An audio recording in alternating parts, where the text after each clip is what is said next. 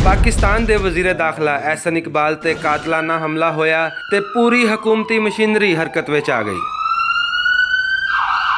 उन्होंने फौरी तौर पर लाहौर के वड्डे अस्पताल में भेज दिता गया ते सिक्योरिटी के गैर मामूली इंतजाम भी कर ले गए।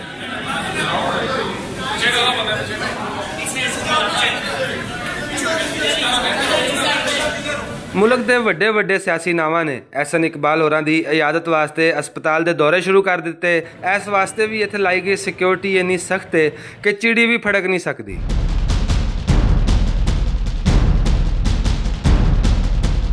दूजे पासे डॉक्टरां दी गल करिए तो सारे सियाने डॉक्टर एहसन इकबाल होरां ते छां करके खलोते हुए ने। लेकिन सवाल ये वे कि क्या इस मुल्क में वसन वाली गरीब आवाम नूं भी इहो जिहा प्रोटोकोल या इलाज मिल सकता है?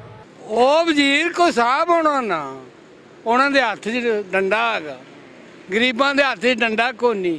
ਗਰੀਬ ਇਲਾਜ ਤੋਂ ਧੱਕੇ ਖਾਂਦਾ ਫਿਰਦਾ ਗਲੀਆਂ 'ਚ, ਕਿਉਂਕਿ ਗਰੀਬ ਇਨਸਾਨ ਨਹੀਂ ਦਾ।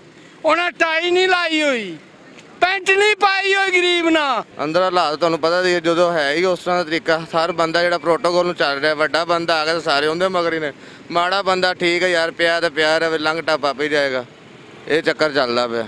एहसन इकबाल होरां दे अस्पताल दाखिले तो पहला ਜਿਹੜੇ थोड़े बहुत खुदा तरस डॉक्टर गरीबां नूं मूँह विखा ही लैंदे सन, ਉਹ भी हुण डॉक्टरां दी उस सफ विच खलोण दी कोशिश विच रहिंदे ने ਜਿਹੜੀ एहसन इकबाल होरां ते सदके वारी जान वास्ते तैयार रहिंदी है। ते गरीब आदमी दा हुण कोई पुछनहार नहीं। 3 साल तो मेरे किडनी 'ਚ स्टोन हैगी ਤੇ जनाब मैं एक्सरे ਤੇ अल्ट्रासाउंड करा के तंग आ गया। ਅੱਜ अल्ट्रासाउंड एक्सरा दे के डॉक्टर साहब जियोलॉजी ने कहा कि जनाब ये जी छोटी सी स्टोन है ना, वो ताड़े पाँव नहीं सुजे ने। मैं क्या 1 महीने तो मेरे पैर सुजे ने और मैं हार्ट पेशेंट है, कदे उत्ते कदे थले जिंदगी कोई नहीं। जो मैं सिचुएशन वेखदा तो मैनू याद आता कि जो एक बंदा इत्थे दाखिल है तो 365 पुलिस वाले खलोते हैं तो गरीब वास्ते ना कोई ना लेने देनी। परसों की बच्ची आई जी, इन्होंने अं 8 बजे लैके आए हैं। इन्होंने जनाब केयर ही कोई नहीं की। रात के 1 बजे सानू छुट्टी देती, तुसीं सुबह लैके ना वो परली साइड से आना। असी फिर अपने पैसे खर्च के एम्बुलेंस लैके बच्ची नूं घर लैके, बच्ची तुर नहीं सकती। फिर असी सुबह कल आए हैं। कल फिर उधर गए, उन्होंने 2-3 घंटे रखा, मुड़ के कहते फिर एमरजेंसी च लै जाओ। एमरजेंसी च लाए, फिर कभी उत्ते लै जाओ, कभी थल्ले लै जाओ। एक बैड से 3 दिन पे, उन्होंने की लगे, उन्होंने एसियां च पे ने, वो एसियां च पे ने, उन्होंने की लगे।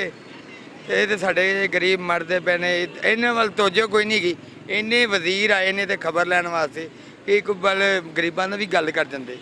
इस सारी सूरत हाल तो बाद लोग सोचते हैं कि जे इन्हां सियासी लीडरां दा इंज ही इलाज होना है कि हर वड्डा डॉक्टर सिर्फ उन्होंने ही वेखेगा, तो फिर बेहतर है कि आवाम नूं सहूलतां देण दे ये दावेदार अपना इलाज बाहरों ही करा लिया करन। साडे हुक्मरानां नूं ये जरूर सोचना चाहिए कि इस हस्पताल दे विच क्या गरीब आदमी का इलाज भी उस तरह हो रहा है जिस तरह एक मिनिस्टर का हो रहा है? अगर नहीं हो रहा तो फिर ना ही ये इंसाफ है तो ना ही इंसानी इकदार के मुताबिक है। कैमरामैन जिशान भट्ट दे नाल असगर अली, भुलेखा TV, लाहौर।